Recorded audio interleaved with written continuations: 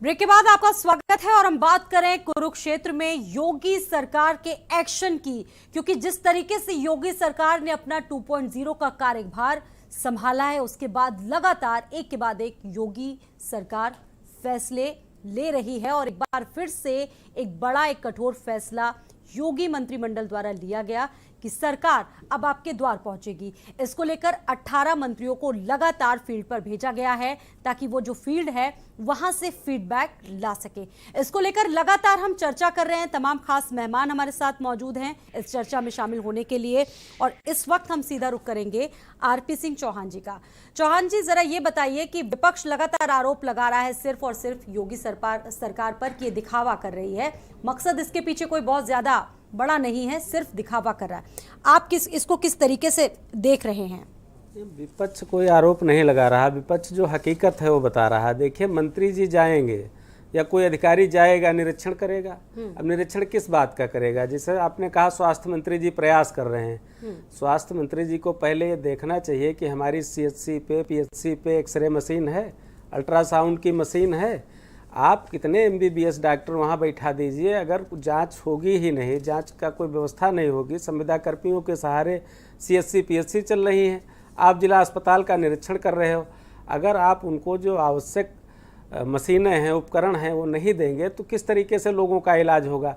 तो मंत्री जी, पहले मेरी उनको सलाह है कि बैठ करके सभी शिक्षा और चिकित्सा ये बड़ा जनता से जुड़ा हुआ विषय है और मैं ये नहीं कहता हूँ किसी की नीयत खराब है, उनकी बहुत नेक नीयत है और मैं बहुत दिनों से देखता भी हूँ, जानता भी हूँ और सरकार कोई ये नहीं चाहती कि हमारी इमेज खराब हो, मैंने पहले आपको बताया। लेकिन आप जांच किस बात की करेंगे जब पहले आप आधारभूत संरचना जो है, जो बेसिक ज़रूरतें हैं उनकी आपूर्ति करिए। आप पहले डिमांड मंगाइए, कितनी आपकी सीएचसी पीएचसी है, वहाँ कहाँ एक्सरे मशीन नहीं, कहाँ अल्ट्रासाउंड कहीं। पूरे उत्तर प्रदेश में मुझको नहीं लगता किसी एक सीएचसी पीएचसी पर होगी।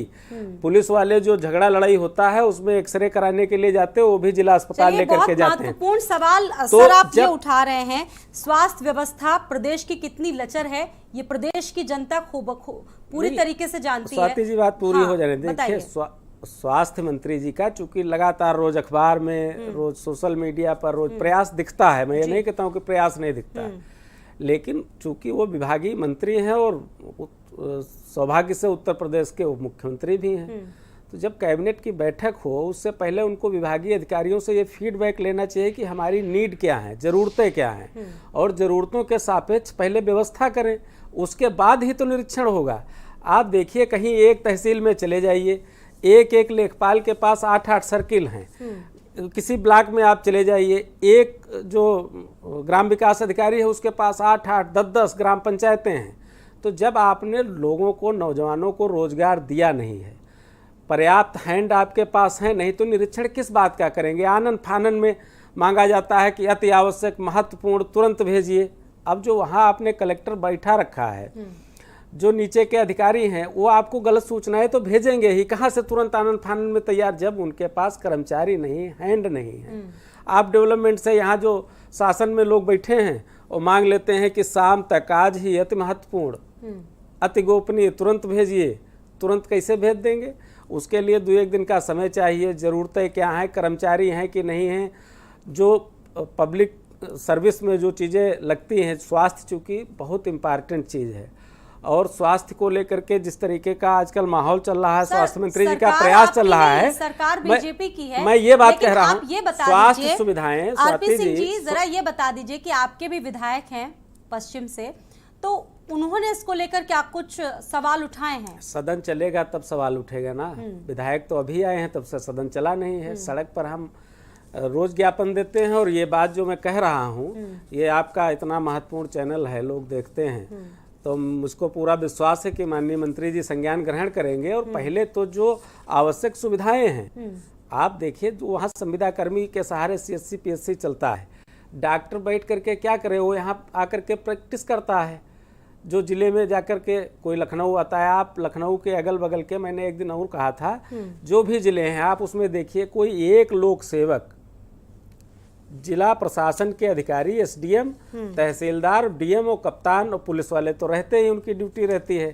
इसके अतिरिक्त डेवलपमेंट से जुड़े अधिकारी, इंजीनियर, अन्य विभागों के कर्मचारी अधिकारी, वो सब लखनऊ शाम को, इतने टोल प्लाजा लगे, आप कहीं जांच करा लीजिए, सब शाम को लखनऊ आ जाते हैं, कोई रुकता नहीं। मंत्री जी निरीक्षण करेंगे, अच्छी बात है, 24 घंटा रुक जाएं। मैंने तमाम अधिकारियों के निरीक्षण देखे हैं, शाम को 4 बजे लखनऊ से निकलते हैं या सवेरे 10 बजे निकले तो घूम टहल के 4 बजे तक इधर उधर अधिकारियों की मीटिंग किए, 5 बजे गांव में गए और जो ही अंधेरा हुआ 7 बजे लखनऊ की ओर मूव कर लेते हैं। तो योजनाएं अच्छी हो सकती हैं, लेकिन उनका क्रियान्वयन कितना होता है, नहीं हो पाता, इम्प्लीमेंटेशन कितना है।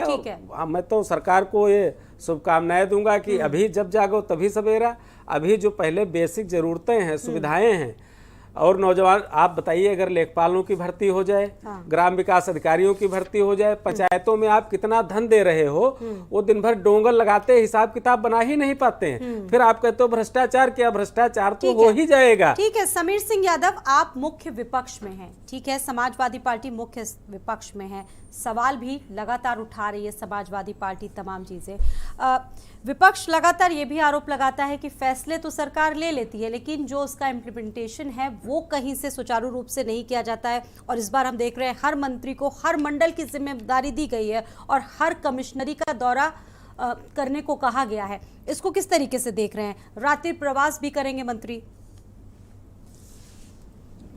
जी, जैसा कि मैंने पहले अभी तक अपनी इस डिबेट में जितनी बातें बोली हैं सब उसी तरफ इशारा कर रही हैं, लेकिन जो सबसे महत्वपूर्ण बात है कि विभाग हैं, विभागीय मंत्री भी हैं, लेकिन जो मुखिया है इस मंत्रिमंडल का, जो कि मान लीजिए योगी आदित्यनाथ जी हैं, उनकी जो कैपेबिलिटी है as a CM, as a एक हिंदुत्व के आइकॉन की तो बहुत अच्छी है, लेकिन मुख्यमंत्री के तौर पर जिस तरीके से मुख्यमंत्री को एक उनका एक विजन होता है, एक सोच होती है और एक कार्यशैली होती है, वहाँ पे हमने देखा है कि पिछले 5 साल में योगी जी का थोड़ा सा डाउन रहा है मामला।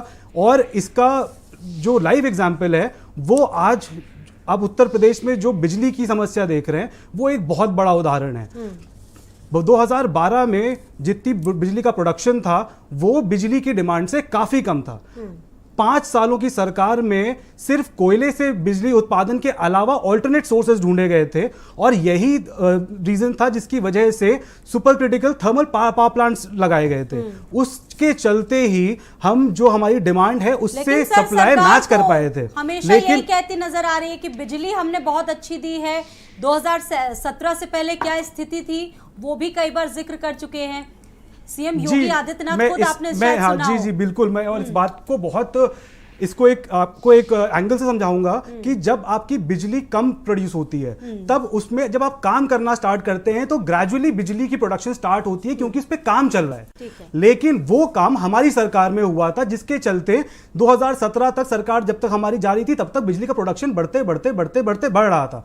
लेकिन 2017 के बाद जब उसका फुल प्रोडक्शन पे आया वो और उसने काम करना स्टार्ट किया, वो रीजन था कि बिजली की समस्या उत्तर प्रदेश में कम हो गई थी, जिसका क्रेडिट बाकी कई सारे और कामों की तरह भाजपा सरकार ले गई। और आज जो आप मुसीबत देख रहे हैं वो मुसीबत इसलिए है क्योंकि विगत 5 सालों में बिजली का 1 यूनिट नया पैदा नहीं हुआ। अब जब बिजली पैदा नहीं होगी तो लेकिन 5 साल में बिजली की डिमांड तो बढ़ती आ रही है कॉन्स्टेंटली। ये रीजन है कि आज बिजली की समस्या ये है कि चुनाव से पहले जो मंत्री अपनी बिजली हर गांव में बिजली पहुंचाने की गाथाएं गाते थे, आज वो लखनऊ जो कि उत्तर प्रदेश का कैपिटल है वहां तक लखनऊ में बिजली की आज समस्या है और बिजली नहीं मिल पा रही है, चाहे वो पौष से पौष इलाके हो चाहे वो कमर्शियल। हाहाकार मचा है इस वक्त पूरे प्रदेश में। बिल्कुल, और ये जैसे कि अभी मेरे काबिल जो यहाँ पे को पैनलिस्ट है इन्होंने भी बोला कि अभी आपने बात करी थी मुफ्त बिजली देने की, बिजली की दरें कम करने की, और यहाँ तो अभी पहले बिजली की जो डिमांड है वो पूरी कर लीजिए, बाकी तो हम बाद में देख लेंगे। ये है जो जिस नियत की मैं बात कर रहा था और जिस तरीके से कार्यशैली है उसकी जो बात मैं स्टार्टिंग से कर रहा था। क्योंकि और सबसे बड़ी बात ये, जैसे कि आपने भी बोला था कुछ टाइम पहले कि 1 ही महीना तो हुआ है, मैं आपको याद दिला दूं ये नई सरकार नहीं है जिसने दूसरी सरकार से टेक ओवर लिया है। ये 5 साल से सरकार चल रही थी और वापस से अब कंटिन्यू कर रही है, तो सारी पॉलिसीज रिस्ट्रक्चर नहीं होनी है, कुछ नई चीज नहीं होनी है, आपको चीजें कैरी फॉरवर्ड करनी है। तो उसके बाद भी अगर आप कोई एक्चुअली में जो मैटर करता है वो आप दे दीजिए सरकार को। जी बिल्कुल शायद सुझाव है, अमल करें। बिल्कुल सुझाव है, कोयले पे डिपेंडेंसी खत्म करिए, ऑल्टरनेट सोर्स ऑफ एनर्जी ढूंढिए, इससे बिजली के और ये हमारी सरकार करके दिखा चुकी है, तो इसमें भी कोई नायाब चीज नहीं करनी है, लेकिन विजन। बिजली पर बोल रहे हैं समीर सिंह यादव, कह रहे हैं बिजली पर तो कोई बात नहीं करता है, जो चीजें हुई इससे पहले 2017 में हमारी सरकार में हुई, इनकी सरकार में तो कुछ खास काम नहीं हुआ। देखिए, बिजली की जो समस्या रही है, उत्तर प्रदेश लंबे समय से बिजली की समस्या को लेकर जूझ रहा है। बिजली पर काम कैसे किया जाता है ये दिल्ली के अंदर हम करके दिखा रहे हैं। हमने जब 2015 में चुनाव लड़ा था तो हमने जनता से ये वादा किया था कि हम बिजली के दाम आधे करेंगे, लेकिन कुछ दिनों की सरकार चलाने के बाद हमने दिल्ली के अंदर 200 यूनिट बिजली लोगों को मुफ्त में दी, और आज तक हम बिजली मुफ्त में दे रहे हैं। बिजली का कोई संकट दिल्ली के अंदर नहीं। और दिल्ली में जब हम सरकार में नहीं आए थे तो उससे पहले वहां की बिजली कंपनियां लगभग दिवालिया हो चुकी थी। उसके बाद जब आम आदमी पार्टी की सरकार आई है तो किस तरीके से हमने काम किया है। कुल मिलाकर बार बार मैं एक बात कह रहा हूं कि जनता को डिलीवरी देने के लिए, जनता के लिए काम करने के लिए सिर्फ दो चीजों की जरूरत होती है। एक मजबूत इच्छा शक्ति की जरूरत होती है और एक नेक नियत की जरूरत होती है। इस दोनों चीजों की कमी उत्तर प्रदेश की सरकार के अंदर दिख रही है, क्योंकि बार बार ये सिर्फ और सिर्फ कुछ ऐसी चीजें करने की कोशिश करते हैं जिससे जनता आकर्षित हो, लेकिन जो इनका रोड मैप होता है वो बेहद कमजोर होता है। कोई सटीक रोड मैप नहीं होता है किसी भी प्लानिंग के लिए। आप देख लीजिए, मैं तो कह रहा हूं कि 5 साल तक इन्होंने सरकार चलाई है। अब 5 साल के बाद आप चाहे स्कूलों की बात कर लीजिए, चाहे अस्पतालों की बात कर लीजिए, बिजली की हालत आपके सामने है, सिंचाई के पानी की बात कर लीजिए, खाद बीज की बात कर लीजिए, हर मामले में जस की तस स्थिति बनी हुई है। और एक बात, बहुत अच्छी बात आपने कही हमारे साथी ने, कि ये कंटिन्यूटी की सरकार है। ये ऐसा नहीं कि किसी पहले कोई और सरकार चला रहा था, आप नई नई सरकार में आए हो। पिछले 5 साल से ये सरकार निरंतर चल रही है और प्रचंड बहुमत की सरकार रही है। 325 विधायकों की सरकार पिछली बार थी, इस बार 273 विधायकों की सरकार है। कहीं से कोई इफ एंड बट वाली स्थिति नहीं है। लेकिन उसके बाद भी अगर ये स्थिति है कि कहीं मंत्री कह रहा है कि भ्रष्टाचार हो रहा है, कहीं मंत्री कह रहा है कि हम अस्पतालों को लेकर शर्मिंदा हैं, इस तरह की बातें आ रही है, तो निश्चित रूप से ये सोचने की बात है, ये शर्म आने की बात है योगी आदित्यनाथ जी के लिए, उनकी कैबिनेट के लिए। ठीक है, समीर सिंह यादव जी, इमरान लतीफ कह रहे हैं कि सरकार हर मोर्चे पर विफल है। जिस तरीके से जो चीज़ें होनी चाहिए थी, सकारात्मक कदम उठाए जाने चाहिए थे, वो शायद उठाए नहीं गए हैं। और जिस तरीके से ये चीज़ें की जा रही है, ये कहीं ना कहीं चीज़ों को साधने का एक तरीका है। जी बिल्कुल, और यही बात हमने जो प्रचार कर रहे थे जब 2022 के उपचुनाव, 2022 के विधानसभा चुनावों के पहले, तो हम यही जनता को बताना चाह रहे थे। यही जो असफलताएं हैं सरकार की, जो मौजूदा भारतीय जनता पार्टी की सरकार उस टाइम पे थी, जो वापस से सरकार में आ गई है, यही इनकी असफलताएं और यही नियत हम जनता के तक पहुंचाने की बात कर रही थी। फैसले ले रहे हैं ना, ताबड़तोड़ फैसले तो ले रहे हैं, चाहे बुलडोजर की बात हो, चाहे सिस्टम को पारदर्शी बनाने की बात हो, कहीं ना कहीं इनिशिएटिव तो ले रही है सरकार। कहाँ बैठी है? जी, आपकी जो प्रश्न है उसमें ही आपका आंसर छुपा हुआ है। बात कर रही है, बात अवश्य कर रही है। बात पिछले 5 सालों में भी किया था। बात जो केंद्र की भाजपा सरकार है वो 2014 से कर रही है, लेकिन उन बातों का आपका कोई रोड मैप नहीं है। उन बातों, हवाई बातें हैं, उस बातों पे कोई अमल नहीं करता। उनके खुद के मंत्री, उनके खुद के कार्यकर्ता ही अमल नहीं करते हैं, बाकी तो बहुत दूर की बात है। और वही रीजन है कि इनकी एक के बाद एक जो नीतियां आ रही हैं, जो आदेश आ रहे हैं, वो फ्लॉप है, उसका जनता पे कोई असर नहीं दिखाई दे रहा है। और वही रीजन है कि जनता आज त्राही त्राही कर रही है। हालांकि सरकार इनकी नई नई बनी है, तो इनको हम बेनिफिट ऑफ डाउट भी दे सकते हैं कि ये चलिए ठीक है, नई सरकार है, लेकिन बात वही है कि ये सरकार एक चलती हुई सरकार है, ये एक नई सरकार नहीं है। और मेरा ये सुझाव है कि आप जो कॉस्मेटिक पॉलिटिक्स कर रहे हैं, अगर आपका उससे रिजल्ट मिल रहा है तो करिए, लेकिन उसके साथ साथ जनता के जो मूल मुद्दे हैं जिससे उनको फर्क पड़ना है, उस पे भी जल्द से जल्द कोई कदम अगर दिखे तो बहुत अच्छा होगा। आरपी सिंह चौहान जी, सरकार तो तमाम बातें कह रही है, हम पारदर्शिता बढ़ा रहे हैं, और सवाल यहाँ पर यह भी है कि 5 साल में हमने इससे पहले देखा कि जो जनप्रतिनिधि होते थे उनकी जो सालाना इनकम होती थी वो दुगना चौगुना बढ़ जाती थी। इस बार ये कहा जा रहा है कि आपको हालांकि सालाना डिक्लेरेशन करना पड़ेगा और जो चीज़ें हैं वो निकल कर सामने आएंगी, और जनप्रतिनिधियों को बताना होगा कि 1 साल में आपकी आय, जो संपत्ति है, जो वेल्थ है, वो कितनी हुई है। क्या इसको आप बड़ा कदम नहीं मान रहे हैं? देखिए, नेताओं की आय तभी बढ़ती जब वो सत्ता में रहते हैं। तो जो लोग सत्ता में हैं वो इसके बारे में ज़्यादा बता सकते हैं, या जो रहे हैं वो बता सकते हैं। हम लोग 15 साल से लगातार विपक्ष में 5 साल अभी और रहना है। रही बात की आय व्यय का ब्यौरा, तो अधिकारियों से चूंकि बिजली की इतनी बात हो चुकी है, तो आप एक बात समझ लीजिए कि हमारे माननीय राष्ट्रीय अध्यक्ष जयंत चौधरी जी का एक ट्वीट है कि कोयले की कमी रातों रात तो नहीं हुई है, सरकार में कोई योजना बनाने वाला भी है या सबके सब प्रचार करने वाले मंत्री हैं। तो कोयले की बात पहले आप समझ लीजिए, इसमें आपके दोनों प्रश्नों का उत्तर है कि ये जो अधिकारी हैं ब्यूरोक्रेट, जिनको IAS कहा जाता है, ये बहुत गजब तरह के प्राणी होते हैं। लगातार कोयला अब 4 दिन से 5 दिन से, जब से 8 दिन से बिजली की समस्या आई है, तो कोयला अकस्मात कम हो गया। इसके पहले भी कोई बिजली का मंत्री था, इसके पहले भी बिजली विभाग के तमाम अधिकारी थे, MD थे, CMD थे, उन लोगों की बैठकें हुई होंगी, मांग के सापेक्ष कितनी आपूर्ति हुई है इसकी व्यवस्था हुई होगी। तो मुझको जो लगता है कि कहीं ना कहीं सरकार का फेलओवर पहले से रहा है, और अब की फिर से वो पुरानी कमियों को सुधारने के बजाय फिर से एक ब्यूरोक्रेसी की आदत है कि माननीय मंत्री जी ने, मैं बहुत छोटा था, सरकार को नज़दीक से देखा है। नहीं तो सर, इस बार ये भी तो कह रहे हैं, सुन लीजिए स्वाति जी, मंत्री जी ने बैठे की कहे हाँ भाई बताओ क्या चल रहा है, कहा सर बेटर देन बिफोर। मंत्री जी को लगा कि बेटर देन बिफोर इतना अंग्रेजी में अच्छे तरीके से बता रहा तो सब अच्छा होगा, जबकि धरातल पर ऐसा कुछ होता नहीं है। ब्यूरोक्रेसी का एक काकस होता है जो सरकारों को मिटाने का, बर्बाद करने का काम करता है। अब किन्हीं कारणों से सरकार ये रिपीट हो गई है दोबारा, वैसे कोई कोर कसर छोड़ी नहीं थी अधिकारियों ने, लेकिन अब की लगातार लग गए हैं शुरुआत से ही। तो मुझको पूरा विश्वास है कि इन अधिकारियों पर मंत्री लोग, मुख्यमंत्री जी भरोसा करते रहें। आने वाले दिनों में उत्तर प्रदेश की जनता तो परेशान होगी ही, लेकिन इस सरकार को भी इसका जवाब देना होगा। तो सर, सरकार ये भी कह रही है कि बड़ी मछलियों पर हम कार्रवाई करें। इससे पहले आरोप लगा कि छोटी मछलियों को फंसाया जाता है, लेकिन इस बार तो बड़ी मछली, गाजियाबाद के DM पर कार्रवाई हुई और ऐसे तमाम लोग हैं जिनके खिलाफ कार्रवाई हुई सरकार की तरफ से।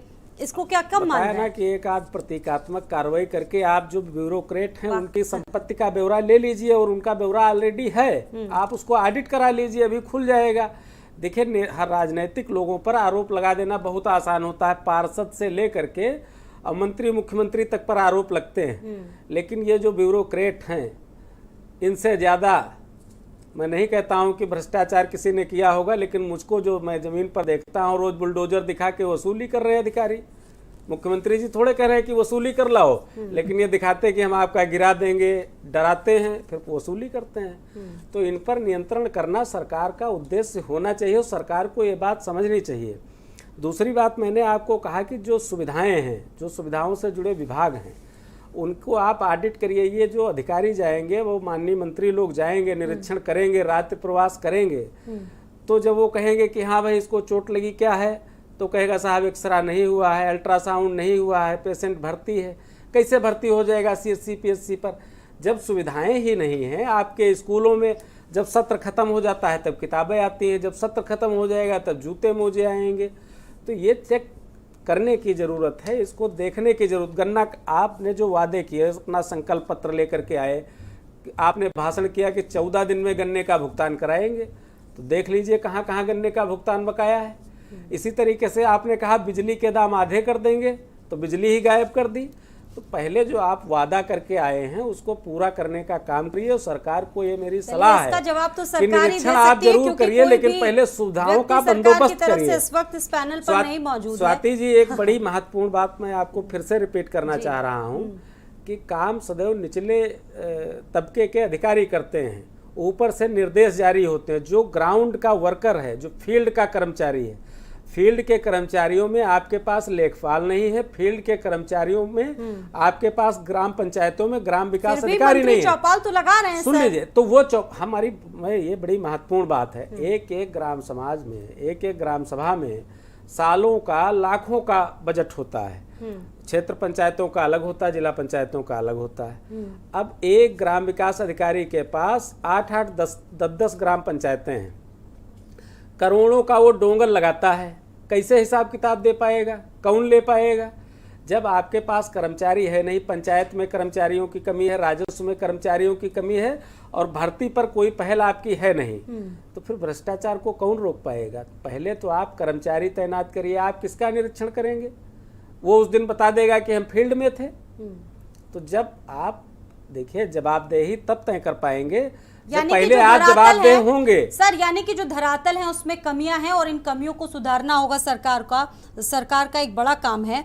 और समीर सिंह यादव जी, सवाल ये भी है कि पारदर्शिता, सरकार लगातार कह रही है कि हम पारदर्शिता को बढ़ाना चाह रहे हैं और जो ढीले पेच हैं कहीं ना कहीं कार्यशैली के, वो भी हम दुरुस्त करने के काम कर रहे हैं। आचरण सबसे बड़ी बात है कि इससे पहले भी हमने देखा सरकारों में मंत्रियों के, विधायकों के आचरण को लेकर तमाम सवाल उठते थे। उसको लेकर भी सीएम योगी का साफ संदेश है कि आचरण को सुधारें, चाहे वो मंत्री हो, अधिकारी हो, विधायक हो और भी तमाम लोग हो सरकार से जुड़े हुए। जी, तो जो जितने भी इनके आदेश आ रहे हैं उनमें उन्हीं की लिस्ट वो काफ़ी लंबी है इन आदेशों की।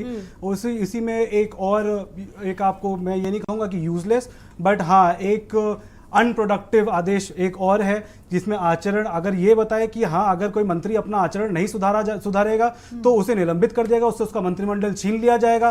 तो मुझे लगता है कि इस बात में भले ही फिर भी कोई दम आए और मंत्री थोड़ा सीरियसली भी लें, नहीं तो बोल हैं अच्छे लग रहे हैं तब तक ठीक है, नहीं भी लग रहे हैं तो कोई बड़ी बात नहीं है।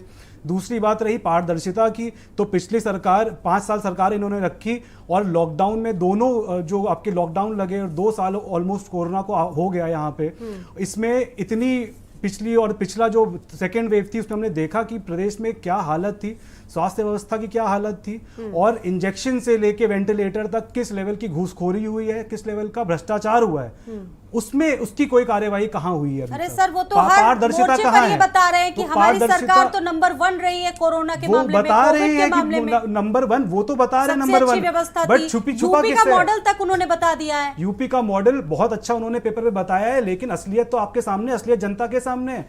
कौन सा आप ये बताइए कि चलिए ठीक है हॉस्पिटल में आपके पास कमी थी, आप हॉस्पिटल छोड़िए, शमशान घाटों पर लकड़ियां तक मुहैया नहीं करा पा रही थी सरकार, ये बताइए आप। मेडिकल उपकरण तो बहुत दूर की बात है और ये बात सिर्फ पेपर वाली बात नहीं है। क्यों? क्योंकि प्रदेश की जनता ने अपने आंखों देखी, ये सब उनके सामने हुआ है ये चीज। और कितने ऐसे परिवार थे जिन्होंने सिर्फ मेडिकल नेग्लिजेंस के चक्कर में अपने परिवार वालों को खो दिया, और बकायदा कई लोग सोशल मीडिया पे और मीडिया के चैनलों पे आके उन्होंने बताया है अपना दुख दर्द कि किस तरीके से लापरवाही हुई है हॉस्पिटलों में और किस तरीके से उन्होंने अपने चाहने वालों को खो दिया है। इसके बाद अगर कोई कहता है कि यूपी मॉडल नंबर 1 रहा है, मॉडल एक स्टेट है, तो इससे ज्यादा आपत्तिजनक कोई बात नहीं हो सकती और इससे ज्यादा शर्मनाक बात कोई नहीं हो सकती। हालांकि वो पुराना 1 साल हो गया उस बात को, तो उस पर नहीं बहस करने कोई मतलब है। और मैं चाहूंगा, क्योंकि कई जगह से वापस कोरोना के केसेस बढ़ रहे हैं और वापस से आशंका जताई जा रही है कि पीक करने वाला है, तो अगर उससे फिर भी सरकार अगर चेत जाती है और इसको कंट्रोल कर लेती है तो बहुत अच्छी बात है। तो मैं उस पर नहीं जाऊंगा, लेकिन ठीक है। इमरान लतीफ जी, अभी आपको क्या लगता है कि कुछ और ऐसे कदम सरकार को उठाने चाहिए जिनकी बहुत पहले उठा लेने की जरूरत थी? जैसे स्वाति जी अभी आपने कहा कि सरकार बहुत कुछ करने का प्रयास कर रही है और बहुत कुछ कर रही है, मैं कुछ बातें करना चाह रहा हूं कि स्कूलों को अच्छा करने के लिए सरकार ने क्या किया है, अस्पतालों की बेहतरी के लिए सरकार ने क्या किया, क्या योजनाएं लेकर आए हैं, कितना उस पर अमल हो रहा है, कितना फर्क दिख रहा है। बिजली का मामला आपके सामने है, बेरोजगारी को लेकर क्या किया है, नौकरियां कैसे दे रहे हैं, आप किसानों की उन्नति का जो मामला है, अभी कर्जे का जिक्र हो रहा था, गन्ना किसानों का कितना कर्ज बकाया है, उसके लिए क्या कर रहे हैं, मुआवजे के लिए क्या कर रहे हैं, खाद के लिए क्या कर रहे हैं, बीज के लिए क्या कर रहे हैं, महंगाई को कंट्रोल करने के लिए क्या कर रहे हैं। तो इन अगर मूल मुद्दों पर आप सवाल करेंगे तो आपको कोई ऐसा सटीक जवाब नहीं मिलेगा जहां से इनकी पारदर्शिता दिखती हो, जहां से इनकी ईमानदारी दिखती हो।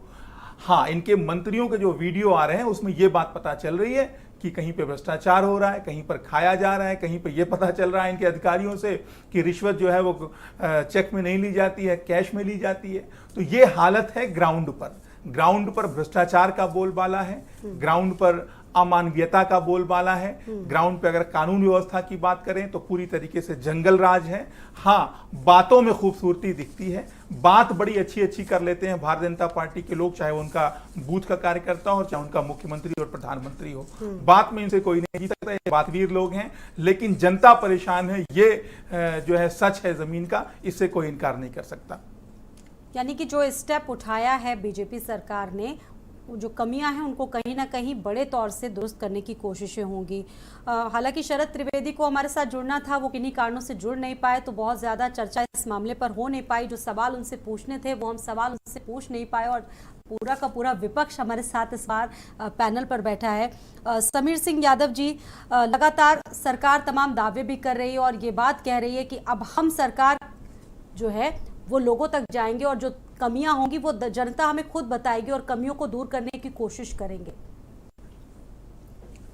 जनता अपनी दिक्कतें, अपनी समस्याएं सब कुछ बता रही है ऑलरेडी।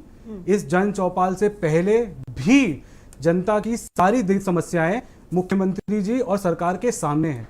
मेरा सजेशन, मेरा एक सुझाव सरकार के लिए तो ये रहेगा कि अगर आप अभी ये जन चौपाल कर रहे हैं तो मुझे नहीं लगता इस जन चौपाल की अभी कुछ खास जरूरत है, क्योंकि जो 3 सबसे बड़े मुद्दे हैं, जैसे कि अभी और भी चीजें हैं, लेकिन अगर महंगाई, बेरोजगारी और उसके बाद जो एक गांव में सबसे बड़ा जो मुद्दा है जो आपका आवारा पशुओं का जो इशू है, इसके अलावा जो किसानों की दिक्कतें हैं, तो सरकार को शायद कुछ बात करनी चाहिए और कोई प्रभावी कदम उठाने चाहिए, क्योंकि पिछले चुनाव में भी इस तरीके के मुद्दे काफी उठे थे और उसके बाद खुद मंच पर आकर सीएम योगी बोले थे कि ये जो मुद्दा है ये विपक्ष के द्वारा उठाया गया मुद्दा, कहीं ना कहीं इसमें एक बड़ी शुरुआत करनी होगी। फिलहाल आप सभी का बहुत बहुत शुक्रिया हमारे साथ इस चर्चा में शामिल होने के लिए। समीर सिंह यादव जी आपका, काजी इमरान लतीफ जी आपका, आरपी सिंह चौहान जी आपका, आप सभी का बहुत बहुत शुक्रिया हमारे साथ इस चर्चा में शामिल होने के लिए। फिलहाल इतना ही।